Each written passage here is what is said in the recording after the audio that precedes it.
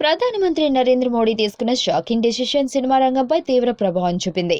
ఇప్పటికే మొదలైన కొన్ని సినిమాలు ఆగిపోగా మరికొన్ని సినిమాలు చిత్రీకరణ చాలా స్లోగా జరుగుతోంది. కొన్ని సినిమాలు రిలీజ్ కాకుండా ఆగిపోతున్నాయి. బయ్యర్లు సైతం కొత్త సినిమాలు కొనేందుకు ముందుకు రావడం లేదు.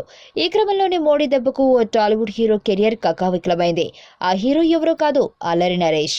అల్లరి నరేష్ కథానాయకుడిగా అలా ఎలాతో ఆకట్టుకున్న అనీష్ కృష్ణ దర్శకత్వంలో ఓ చిత్రం తెరకెక్కిస్తున్న సంగతి తెలిసిందే.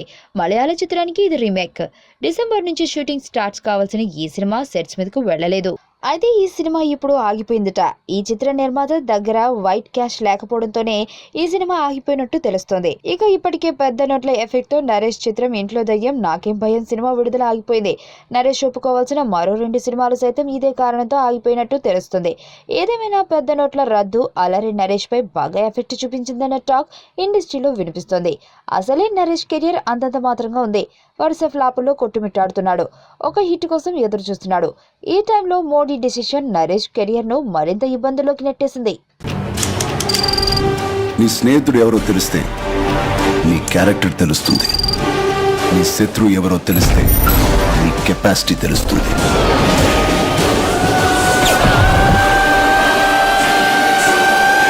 నా శత్రువుని సెలెక్ట్ చేసుకున్నాను.